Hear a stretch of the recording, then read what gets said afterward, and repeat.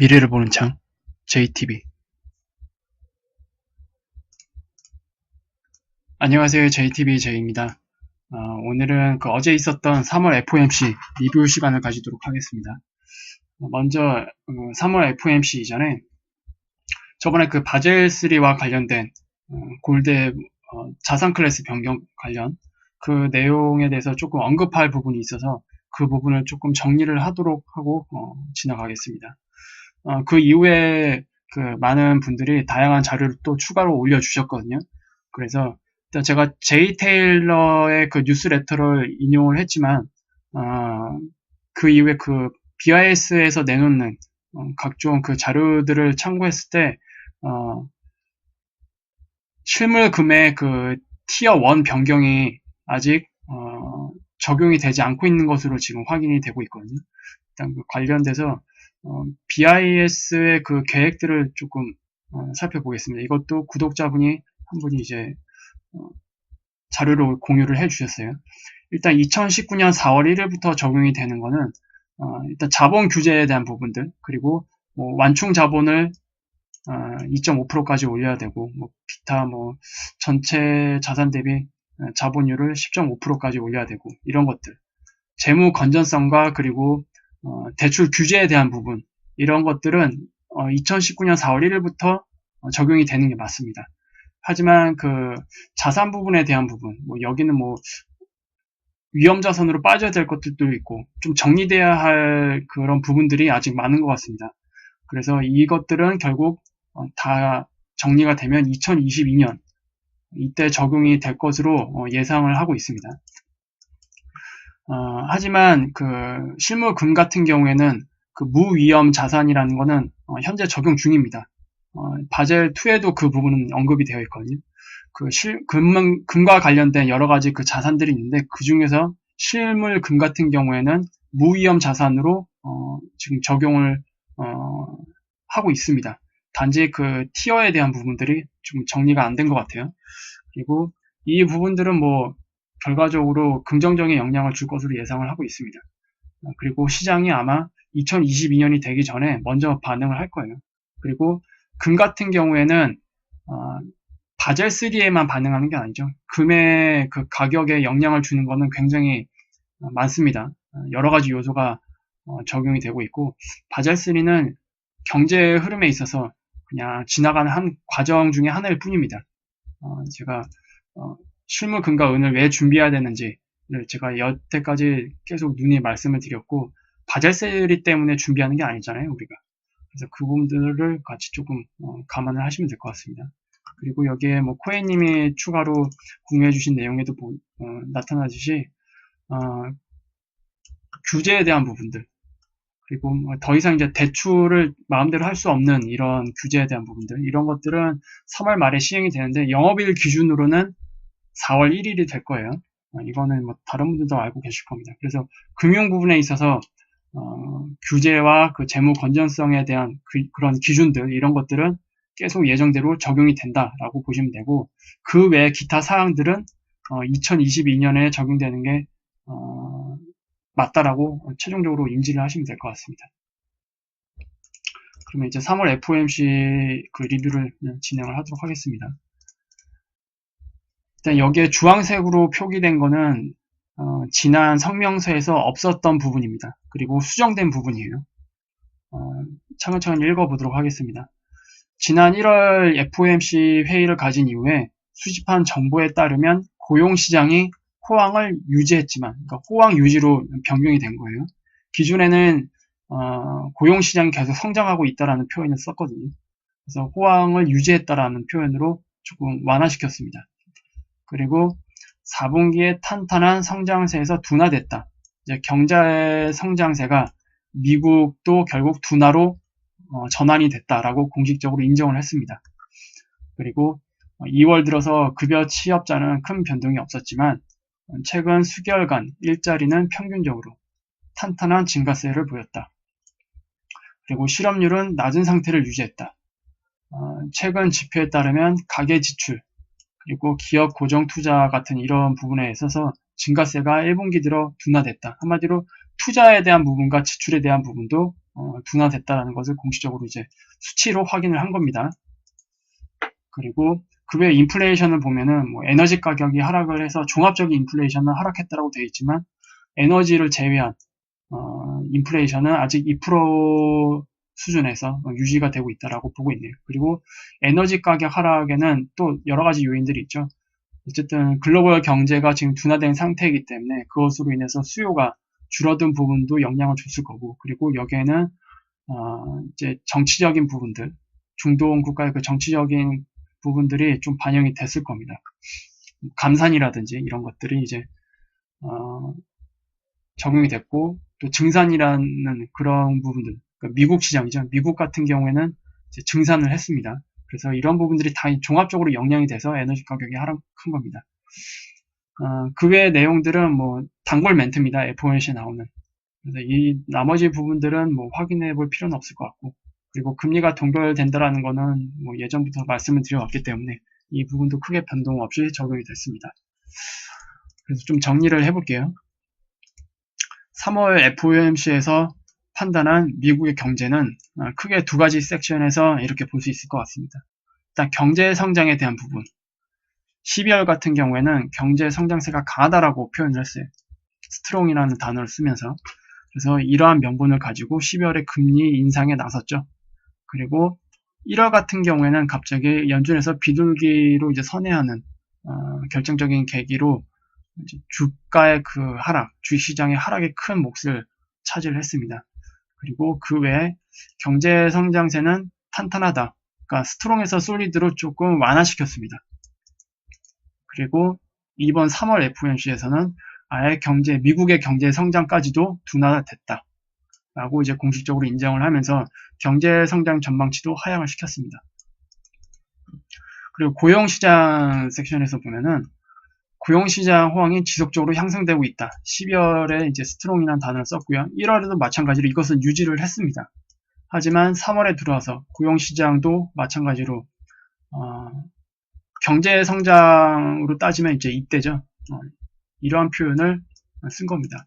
그 이후에 고용시장이 뭐 둔화됐다라는 표현은 그 이후에 나올 가능성이 굉장히 크겠죠. 지금의 그 경제 흐름이라면. 그래서 어쨌든 3월에는 경제 성장이 미국도 둔화됐다라는 것을 수치로 확인을 했고 공식적으로 FOMC에서 인정을 했다라는 것.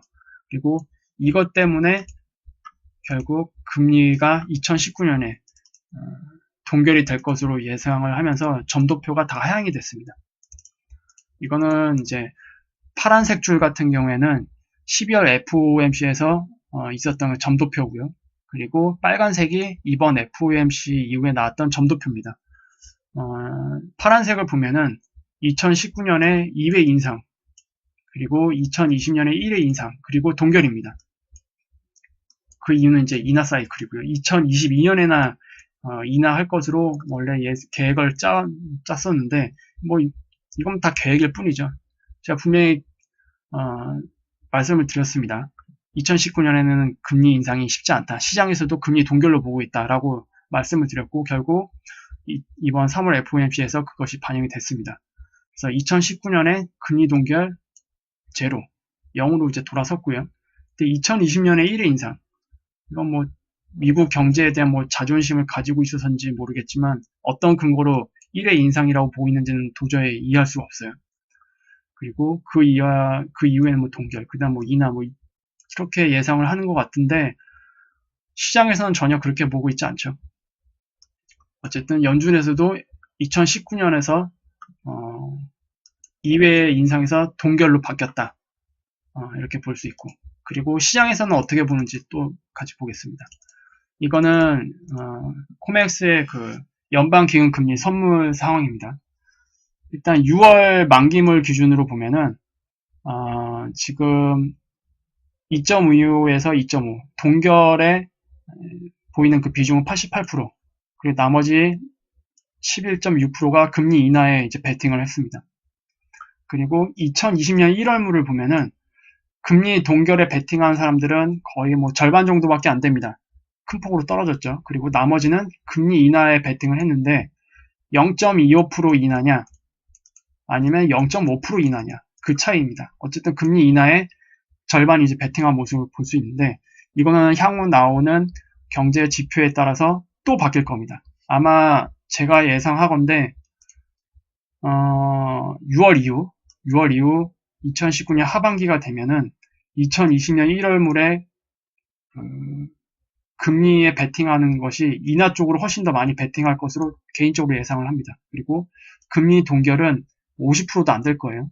다 금리 인하 쪽으로 돌아설 겁니다.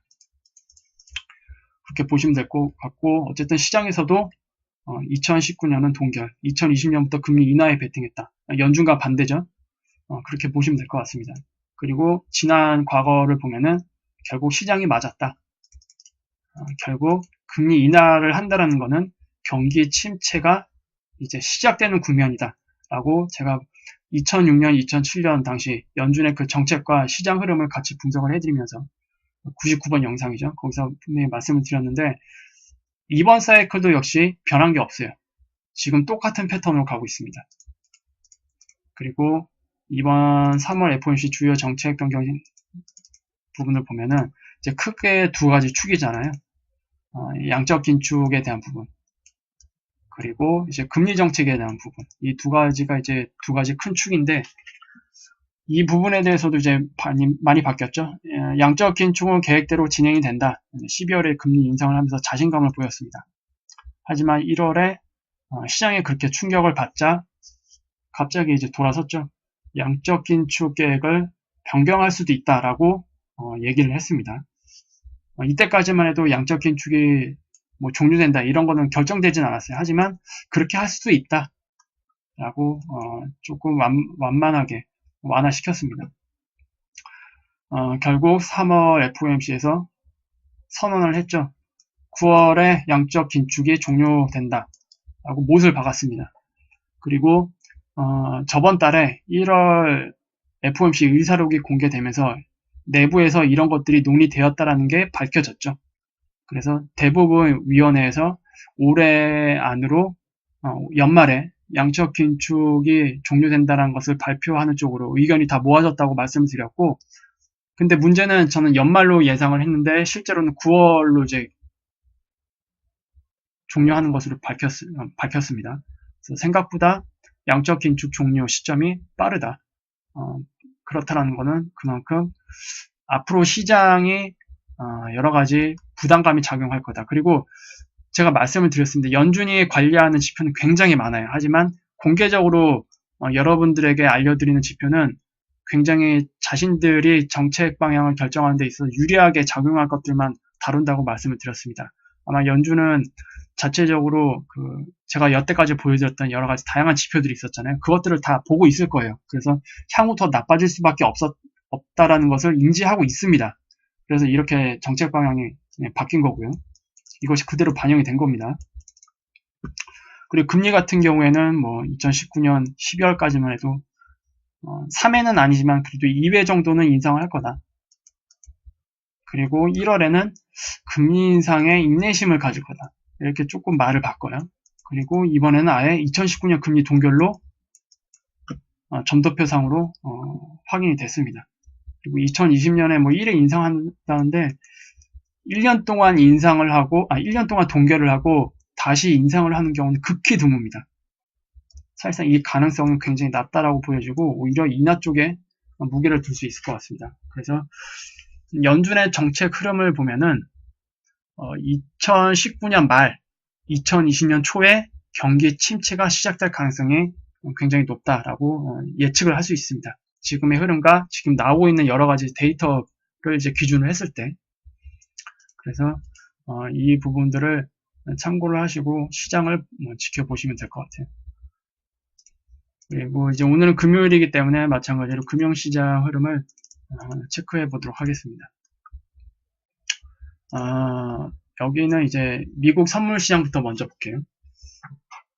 이제 저번 시간까지는 이제 이 부분을 봤었죠. 이 부분을 봤었고, 이때 3파동 하락으로 마무리됐다. 더 이상 여기서 5파동으로 이어지지 않고 3파동 하락으로 마무리된 상태에서 추세를 바꿨습니다. 추세를 상방으로 바꿨습니다. 그리고 그 이후에 상승이 이어지고 있고, 여전히 최근 나온 그 조정도 마찬가지로 크게 이런 식으로 3파동 형태로 나왔습니다. 그래서 이 단기 조정 추세대를 또 돌파하는 흐름이 나왔고, 여기에 결정적인 영향을 미친 건 3월 FOMC였죠. 그래서 양적 긴축을 앞으로 종료하고 금리를 동결한다라는 그런 것들이 반영이 돼서 이렇게 주가 그 선물시장 흐름이 나타나고 있습니다. 그리고 이 반등이 어디까지 진행될 거냐? 다른 나라 시장 같은 경우에는 뭐 정상적인 범주에서 반등이 나오고 있는 반면에 미국 시장 같은 경우에는 굉장히 인위적인 흐름이 나오고 있어요. 그리고 여기에 상당 부분 영향을 미친 거는 미국 기업들의 자사주 매입입니다. 자사주 매입. 제가 이거는 저번에 또 언급을 해드렸어요. 미국 이때 1월부터 자사주 매입에 의해서 시장에 올라오고 있다라고 이제 다른 전문가의 그 해석 내용을 인용을 하면서 언급을 해드린 적이 있습니다. 그리고 여기에는 자사주 매입을 일으킬 만한 요인이 먼저 폭락방지팀이 먼저 투입이 됐고, 그리고 웰스파고에서도 언급했듯이 그 연금을 투입을 시켰습니다. 트럼프 명령에 의해서. 그래서 이런 것들이 시장 흐름을 바꿨습니다. 그리고 지금은 자사주 매입이 계속 진행이 되고 있지만 4월부터 자사주 매입이 없는 걸로 알고 있거든요. 그래서 아마 이것도 결국 시장에 영향을 줄 겁니다. 어떤 형태로든지. 그래서 똑똑한 투자였다면 이 시기에 오히려 보수적으로 포트폴리오를 바꾸는 게 현명하다라고 말씀을 드렸고, 대표적으로 하워드 막스가 자신의 운용자산의 62%를 매각을 했죠. 다른 회사에. 굉장히 그래서 현명하다라고 제가 평을 했습니다. 그리고 여기에 이제 더불어서 최근 이런 반등이 진행되다 보니까 여기만 바라보고 있다가 이 반등장을 다 놓쳤다라고 핑계를 대시는 분들이 있어요. 제가 계속 말씀을 드렸습니다. 제가 흐름을 계속 체크를 해드렸죠. 이런 급락이 나오기 전에도 이 시점에 추세를 이탈할 때 언급을 해드렸습니다. 하락이 계속 나올 거다. 그리고 나서 급격한 하락이 나왔고요. 우리나라 시장 같은 경우에도 10월에 큰 하락이 나오기 전에 말씀을 드렸습니다. 그리고 반등이 나올 때도 말씀을 드렸죠. 우리나라 시장도 마찬가지로 반등이 나올 때 말씀을 드렸고, 심지어 12월 달에 기존의 저점을 이탈하는 상황에서도 반등이 아직 안 끝났다. 제가 말씀을 드렸습니다. 그럼에도 불구하고 그것을 올바르게 잘 적용하신 분들은 수익을 낸 반면, 투자에 대해서 다른 사람들의 그 말만 믿고 자신만의 그 기준이 없는 사람들은 멍하니 지켜봤을 거예요. 당연히 어쩔 수 없죠. 실력이 없습니다. 그거는 자신의 실력이 없다는 것을 탓해야지, 남의 핑계를 대면서 뭐 못 먹었다 뭐 이런 식으로 표현하는 사람들은 뭐 어쩔 수 없습니다. 아마 그런 사람들은 상승장에서도 큰 수익을 내기 어렵습니다. 냉정하게 말해서. 철저히 투자자 관점에서 봤을 때 말씀을 드리는 겁니다. 그리고 이것 자체를 투자자 관점으로 제가 설명을 해드렸다면 그때 이렇게 말씀드렸을 거예요. 1차 반등 이후에 이 조정 이후에 반등이 계속 이어질 거다라고 제가 말씀드렸는데, 보통 엘리어트 파도 분석가들은 바닥에서 나오는 1차 반등은 관망을 합니다. 왜냐? 이 바닥이 어디에서 나올지 모르기 때문에, 오로지 신의 영역이기 때문에 냉정하게 그냥 관망을 합니다. 그리고 1차 반등이 끝나면 그때 조정 파동의 그 파동 구조를 가지고 투입을 하게 됩니다. 그래서 롱 포지션을 보통 이때 구축을 합니다. 계획적으로 분산을 해서 구축할 계획을 가지고 여기까지 내려오지 않고 이 추세를 돌렸을 때 추가로 투입을 합니다. 보통 투자자들은. 그리고 여기서 롱 포지션을 구축을 한 이후에 5파동 하락이 나오기 전까지 계속 홀딩을 하죠. 그리고 여기에는 이제 중요한 추세선이 있습니다. 이 부분. 여기서는 어떠한 이유에도 불문하고 다 매도를 합니다. 이 추세선에 헤딩을 할 때. 그리고 나서 숏 포지션을 구축을 합니다. 이때가 아마 여기일 거예요. 분봉상으로 봤을 땐 이 시점입니다. 1월 말. 1월 말 시점인데 지금 여기서 올라오고 있던 그 추세가 아마 이렇게 이어지고 있을 거예요. 그래서 이런 식으로 이제 이어지고 있거든요. 그래서 어쨌든 여기에 헤딩을 할 때 쇼 포지션을 이제 구축을 하고 기존에 가지고 있던 롱 포지션은 다 수익으로 실현을 합니다. 그리고 쇼 포지션을 구축을 하더라도 100% 확정 짓지 않습니다. 왜냐? 제가 말씀을 드렸죠. 5파동 하락이 보여야 된다. 그래서 쇼 포지션을 구축을 했다면 여기서는 이제 5파동 하락이 나오는지 안 나오는지를 지켜보면서 대응을 해야 됩니다. 그래서 결과적으로 5파동 하락은 나오지 않았어요. 5파동 하락은 나오지 않고 3파동 형태의 하락으로 나왔기 때문에 지금 이 라인을 훼손하는 캔들이 한 번 나왔죠. 그리고 이때 아마 여기서 쇼 포지션을 구축한 것을 비중을 상당 부분 덜어내던지 아니면 완전히 다 수익으로 실현을 해버립니다. 요건 이제 익절 개념이 되겠죠. 어쨌든 손실은 보지 않습니다. 철저하게 그 감정을 배제하고 나오는 시장의 흐름을 가지고 대응을 하는 거기 때문에. 그리고 이 이후에 관망을 합니다. 왜 그렇습니까? 여기가 중요한 추세선이 있기 때문이고 이것을 돌파할지 안 할지. 돌파하지 않고 이 이후에 5파동 하락이 크게 나온다면 5파동 하락 이후에 반등 때 쇼 포지션을 구축을 할 거고, 만약에 이것을 돌파를 한다면 돌파할 때 따라 들어가지 않고 다시 지지하는 흐름이 나올 때 롱 포지션을 구축을 할 수밖에 없습니다. 그리고 이 부분이 아마 분봉상으로 보면 이 부분입니다. 이 부분이에요. 2월 중순 조금 지났을 때, 네, 이 부분이네요. 그리고 여기가 거기서 2016년부터 올라온 장기 지지 추세거든요. 이런 식으로 올라옵니다. 그래서 이것이 지지할지 말지는 아무도 모르죠. 그래서 확인 매매를 위해서 이 지지하는 움직임 이후 나오는 그 흐름에서 이런 하락 추세를 돌파를 할 때 이 시점에 진입을 합니다. 그리고 여기서 진입을 했다면 여기서 길게 이렇게 지지하고 있는 이 긴 추세선 있잖아요. 반등 추세선. 여기를 이탈을 할 때 모두 수익을 실현을 합니다. 여기에서 구축했던 롱 포지션은 여기서 수익을 실현을 합니다. 그리고 나서 관망을 합니다. 왜? 5파동 하락이 나올 수 있으니까. 그리고 나서 또 관망을 하고 여기서 5파동 하락이 나오지 않고 추세가 바뀌죠. 추세가 바뀌는데 여기서는 굉장히 이전과 달리 과감하게 투자하기는 어려운 시점입니다. 냉정하게 말해서. 여러 가지 기술적 지표도 그렇고. 그래서 이 3파동 하락 이후에 이 단기 추세를 되돌리는, 돌파하는 이 시점에 들어갔다고 해도 굉장히 불안한 마음으로 지켜볼 수밖에 없어요. 그리고 굉장히 능동적으로 대응할 수 있도록 항상 시장을 봐야 됩니다.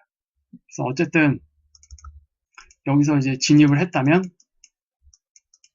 5파동 하락이 나오기 전까지는 일단 홀딩을 할 수 있는 기술적 근거들이 마련이 되겠죠. 그래서 하도 그 투자에 대한 부분에서 이 채널을 핑계로 삼아서 뭐 욕이 아닌 욕을 하시는 분들이 있기 때문에 철저하게 투자자 관점에서 지금 다시 분석을 해드렸습니다. 이러한 분석도 할 자신 없고 이렇게 시장의 흐름에 따라서 어떻게 대응할지 기준이 없다면 투자하지 마세요. 실력이 없는 겁니다. 냉정하게 말해서. 다시 한번 말씀을 드릴게요. 그리고 다시 원래 관점으로 돌아와서 이제 금시장도 살펴보도록 하겠습니다. 제가 지난 시간에 이제 이 상승에 대한 조정이 나와야 된다고 말씀을 드렸어요. 그리고 메인 카운트로는 제가 이런 식으로 N자 조정이 나와야 된다. 3파동 형태. 이런 조정이 나와야 된다고 말씀을 드렸고 현재 이것을 고점을 넘기려면 결국 여기에서 시작된 그 파동이 충격 파동 형태로 이제 나와야 되거든요. 근데 분봉상에서 보면은 그러한 모습이 나타나고 있지 않습니다. 굉장히 지저분하게 지금 파동이 나오고 있죠. 일단 이런 형식으로 3파동이 한 번 나왔고, 그리고 여기서 리딩 다이애고널이 나오면서 다시 한번 이렇게 3파동 형태로 반등이 나왔습니다.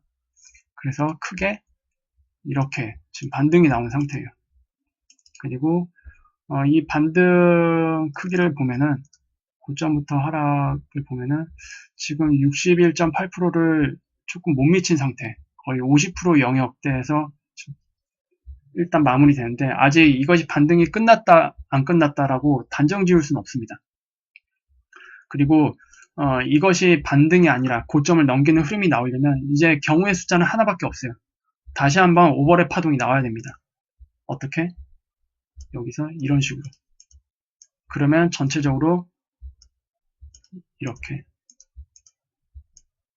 리딩 다이애곤 형태로 파동이 만들어지고 이것에 대한 조정 이후에 고점을 넘기는 상승 파동이 나오겠죠. 근데 지금 그런 모습은 아직 보여주지 않고 있기 때문에 어쨌든 반등으로만 보는 게 맞다. 그리고 이 이후에 나올 이것이 이제 반등으로 끝나게 된다면 이후에 나올 하락이 이제 이런 식으로 되겠죠. 뭐 이런 식으로 되던지 이거는 이제 여기 상승으로부터 61.8% 라인 1255달러 정도, 그리고 이것을 약간 하회를 시킨다면 이 추세 지지선까지도 내려올 수도 있습니다. 결국 1250달러 내외 정도가 최종적으로 조정이 마무리되는 가격대가 아니냐라고 개인적으로 그렇게 메인 카운트로 보고 있습니다. 그리고 세컨드 카운트 같은 경우에는 고점을 넘겨야 되는데 고점을 넘기려면 앞서 말씀드렸던 리딩 다이애고널 형태의 파동이 나와야 된다라고 제가 말씀을 드렸습니다. 그래서 뭐 아직까지는 이렇게 나올 가능성을 아직도 높게 보고 있습니다. 그리고 그 이후에 또 상황이 바뀌게 되면은 다음 주 금요일 또 언급을 해드리도록 할게요. 그래서 금선물 시장과 미국 선물 시장은 이 정도로 마무리하겠고요. 우리나라 시장을 또 보겠습니다. 우리나라 시장 같은 경우에는 제가 말씀드렸죠. 이 파동이 여기서 1차 파동이 만들어졌다면 지금 플랫 형태의 파동으로 마무리가 됐을 거다. 그렇다라는 것은 여기서 나오는 이 하락이 이미 2차 하락의 초입이다 라고 말씀을 드렸을 거예요. 이런 식으로 나오게 되겠죠. 그리고 또 하나의 그 시나리오로 여기서 나온 하락이 여기서 마무리됐다. 여기서 마무리됐다라면 지금 여기서 올라온 반등이 A파동이에요. 근데 A파동이 여기서 끝났는지 여기서 끝났는지에 따라서 나올 수 있는 그 시나리오가 다 다릅니다. A파동이 여기서 끝났다. 그러면 지금 나온 조정파동은 이렇게 플랫입니다. 그리고 여기가 B파동 조정의 끝이고 지금부터 계속 상승을 해야 된다고 말씀을 드렸죠. 그래서 아마 이 정도까지 갈 수 있는 그런 흐름이 되지 않을까 말씀을 드렸고, 반대로 A파동이 여기서 마무리됐다. 그러면 지금에 나온 파동이 이런 식으로 조정이 나와야 된다라고 말씀을 드렸습니다. 그리고 이 이후에 나머지 C파동 반등이 나올 텐데 이러면 이제 힘이 좀 약하겠죠. 저점이 여기까지 내려오기 때문에. 그래서 이거에 따라서 그 반등의 크기만 조금 달라질 뿐이지 어쨌든 크게 봤을 때는 두 가지 흐름이라고 제가 말씀을 드렸습니다. 그리고 이제 중요한 건 이제 최근 흐름이죠. 최근 흐름이 여기서 지금 5파동 형태 가깝게 나왔어요. 5파동 형태로 나왔다라는 얘기는 이 반등 이후에 고점을 넘기는 강한 상승이 나오던가 아니면 이것이 하나의 A파동으로 돼서 535 형태로 이렇게 반등이 나올 수도 있습니다.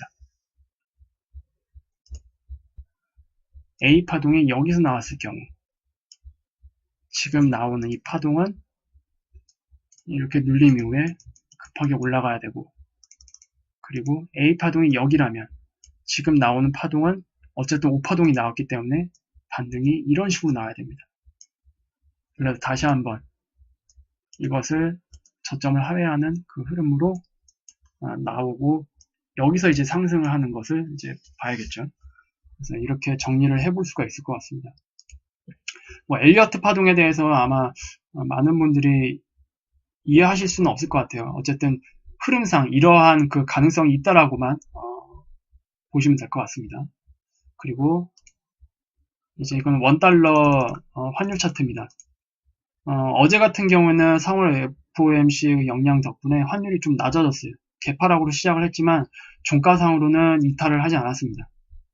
종가상으로 이탈을 하지 않았고 오늘 다시 회복을 시켰거든요. 그래서 우리나라 시장 같은 경우에는 어제 미국 시장의 상승으로 마감을 한 반면에 강한 상승으로 마감을 한 반면에 우리는 원달러 환율이 오히려 올랐고 그리고 주식시장 같은 경우에도 강보합 수준에 지금 있거든요.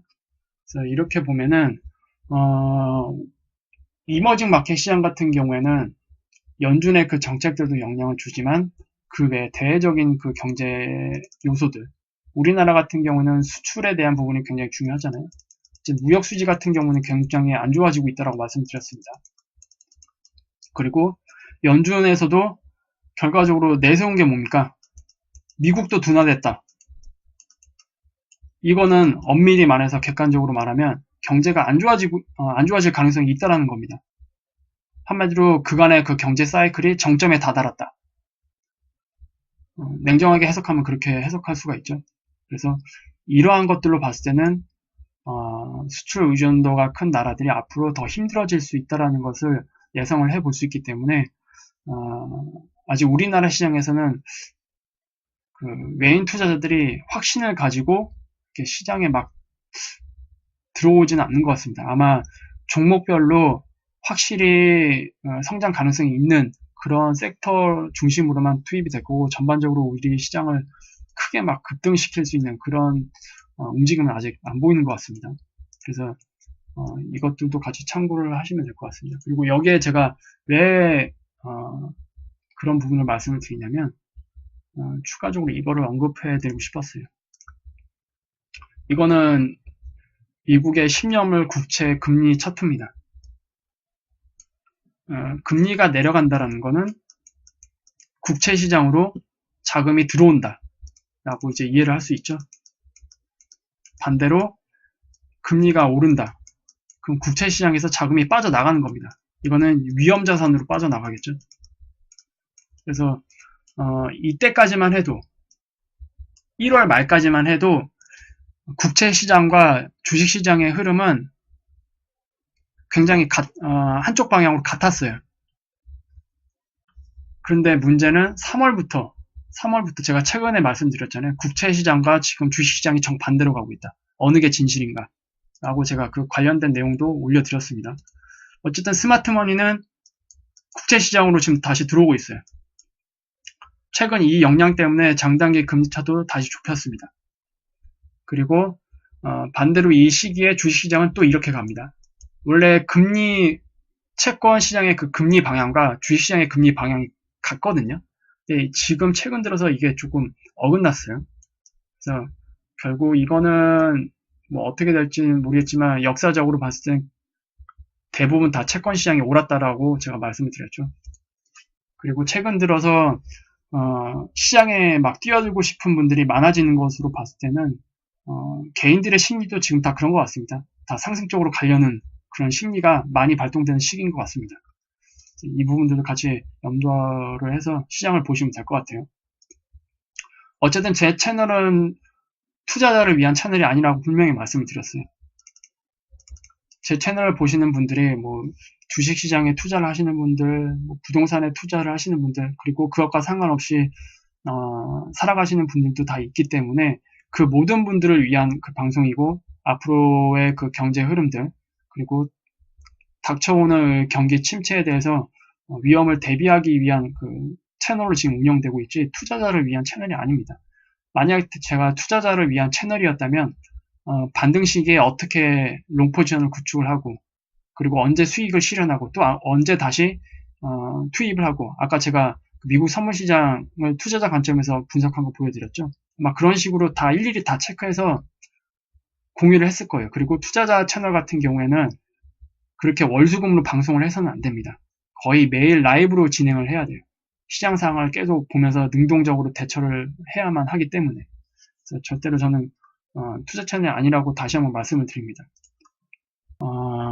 그리고 한 가지 또 언급을 해드릴 게 있다면 제가 아까 그 영상 초입 부분에 그 바젤3 관련된 부분들 결국 전체 사항은 2022년에 다 적용이 된다 라고 말씀을 드렸는데 2022년이라고 한다면 지금 연준의 정책들이나 뭐 데이터들 흐름을 봤을 때 경기 침체가 상당히 진행된 이후일 가능성이 굉장히 커요. 2022년이. 그렇다는 얘기는 금융시장에도 대단히 큰 형태의 그 구조조정이 많이 일어날 가능성이 높다라는 것을 예상을 해볼 수가 있습니다. 2008년 금융위기 전에 베어스턴스라고 있어요. 아마 굉장히 유명한 투자 은행이기 때문에 아시리라고 생각을 해요. 베어스턴스가 2008년에 망했습니다. 베어스턴스 같은 경우에는 2008년 금융위기 전까지만 하더라도 미국의 5대 투자 은행이었어요. 엄청난 대형 투자 은행이었고 재무구조가 굉장히 탄탄하다라고 알려져 있었습니다. 근데 2008년 금융위기 때 취약점이 발견이 됐어요. 언제나 취약점은 언제 발견이 된다? 썰물이 빠지면. 그리고 그 취약점을 노리고 JP모건이 공격을 했습니다. 그래서 베어스턴스를 완전히 헐값에 인수를 했어요. 그래서 베어스턴스가 기존에 가지고 있던 귀금속 시장의 영향력을 JP모건이 다 가져갔어요. 이러한 움직임이 2022년에 굉장히 많이 나올 것으로 예상을 하고 있습니다. 왜냐? 지금 규제는 점점 더 강화돼 가고 있고 경기 침체가 굉장히 진행된 이후에는 그것으로 인해서 파산하는 기업들, 가게들이 많을 겁니다. 그리고 그것 덕분에 은행들이 영향을 많이 받을 수밖에 없겠죠. 그 과정에서 취약해지는 은행이 아마 생길 거예요. 취약해지는 은행이 분명히 그때 나올 겁니다. 그러면 JP모건 같이 거대 자본과 안전자산 위주로 재무구조가 탄탄한 그런 자본력을 바탕으로 이런 취약해진 또 다른 은행들을 헐값에 인수를 하겠죠. 그러면 어떻게 된다? 결국 글로벌 금융시장은 대형 금융기관 중심으로 재편된다. 그렇다는 얘기는 JP모건 같이 이런 대형 금융기관에 의해서 모든 나라의 주요 은행들의 영향력을 미칠 수 있다는 환경이 조성된다는 거고 그때부터는 어떻게 된다? 국가가 국민에게 영향을 미치는 것보다 이런 대형 금융기관, 대형 금융기관에 의해서 영향을 더 많이 받을 수밖에 없는 환경이 만들어진다. 초양극하죠, 이거는. 이러한 위험이 있다라는 걸 조금 추가로 언급을 해드릴게요. 지난 사이클 침체 때 베어스턴스 같은 상황이 앞으로 발생하지 말라는 법은 없습니다. 우리나라 같은 경우에도 외국 대형 금융기관에 인수될 수 있는 환경이 만들어질 수도 있습니다.